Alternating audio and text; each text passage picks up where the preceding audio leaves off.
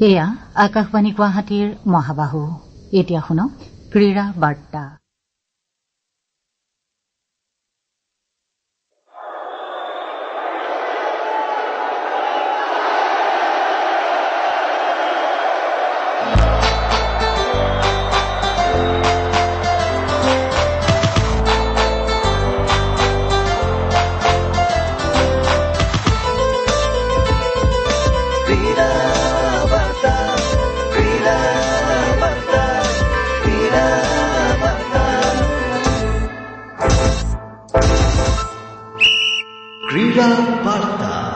নমস্কাৰ। ক্ৰীড়া ক্ষেত্ৰৰ শেহতীয়া বা বাতৰিৰে সমৃদ্ধ আকাশবাণী গুৱাহাটী কেন্দ্ৰৰ বাতৰি বিভাগৰ সাপ্তাহিক ক্ৰীড়া বাৰ্তাৰ সৈতে মই প্ৰজন্মা চহৰীয়া। এণ্ডাৰছন তেণ্ডুলকাৰ ক্ৰিকেট শৃংখলাত ভাৰতে ২-২ সমতা স্থাপন কৰিছে।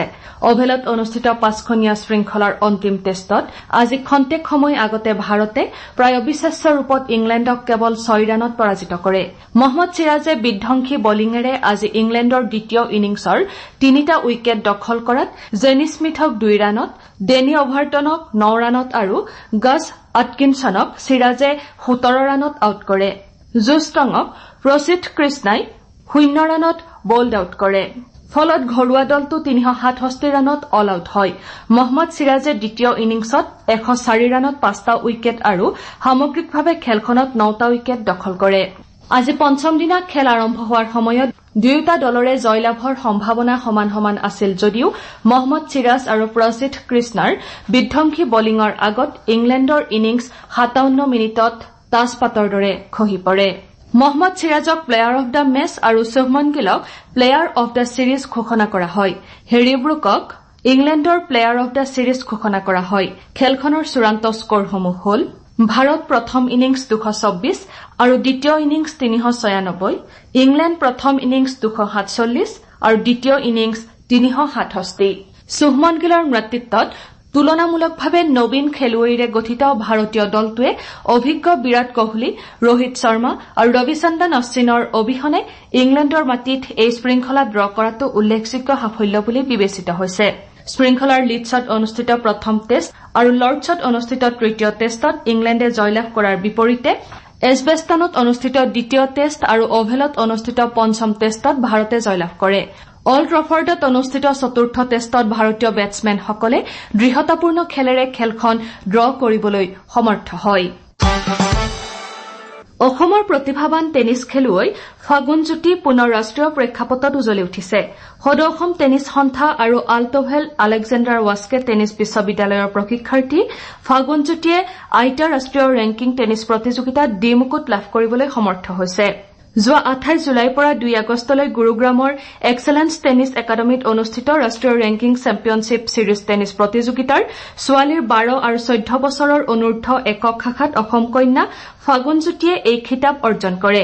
প্ৰতিযোগিতাৰ ফাইনেলত ১৪ বছৰ অনূৰ্ধ্ব খেলত ফাগুনজ্যোতিয়ে দিল্লীৰ ইভা ৰাণাক ৪-২, ৪-১ৰ পোনপটীয়া ব্যৱধানত পৰাস্ত কৰি প্ৰথম সফলতা লাভ কৰে।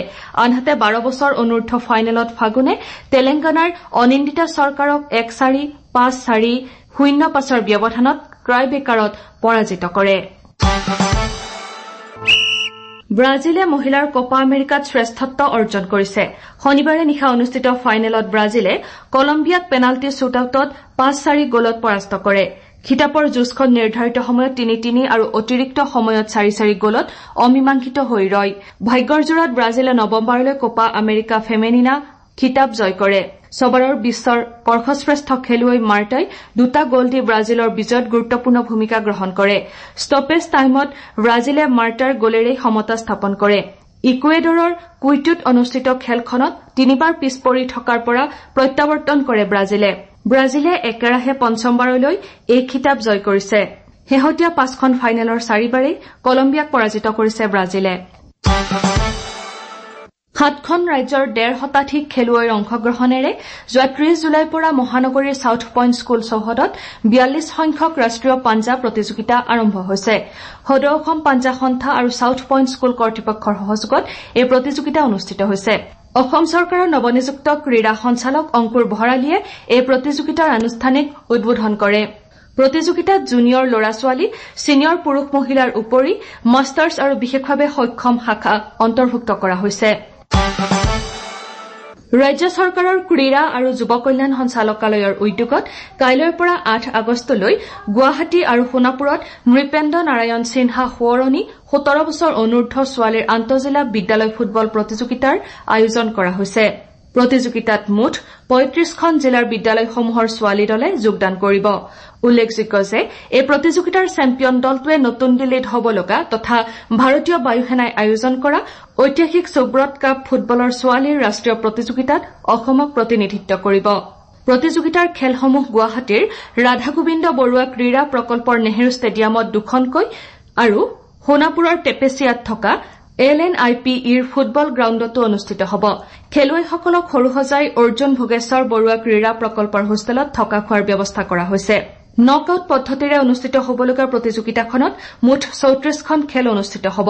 প্ৰতিযোগিতাৰ উদ্বোধনীৰ দিনা তিনিওখন খেলপথাৰতে মুঠ 15খন খেল হ'ব।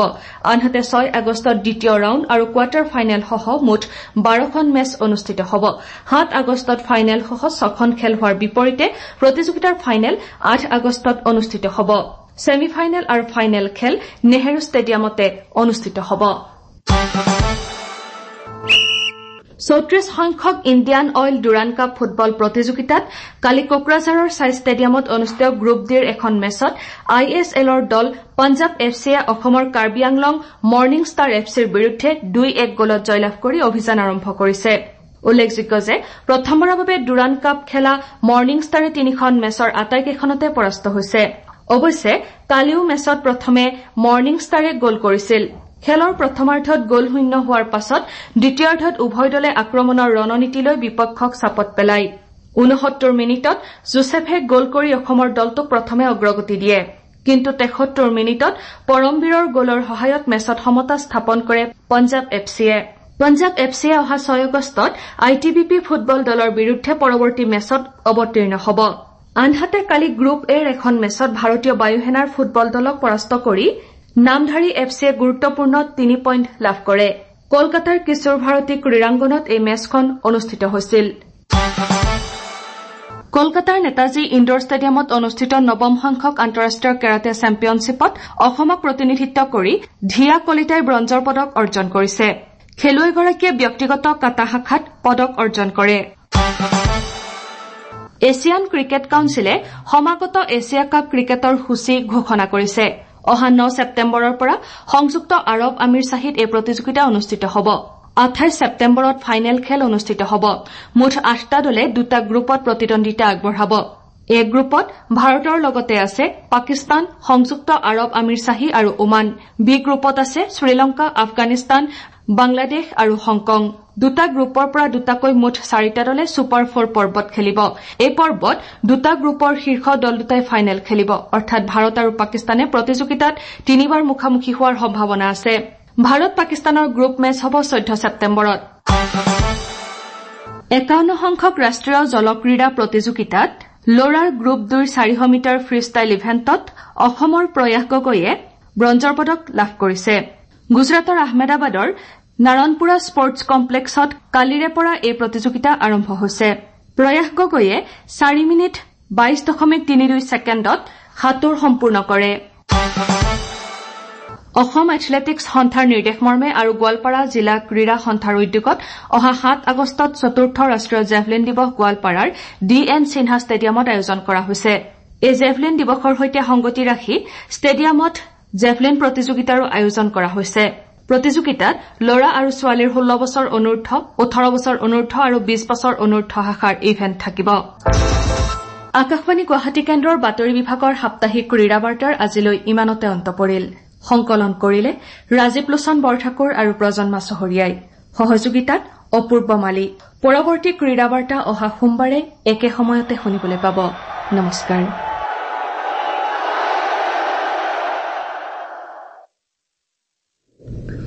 শ্ৰোতাসকলে অনুষ্ঠান শুনি আছে আকাশবাণী গুৱাহাটীৰ মহাবাহু শাখাৰ পৰা।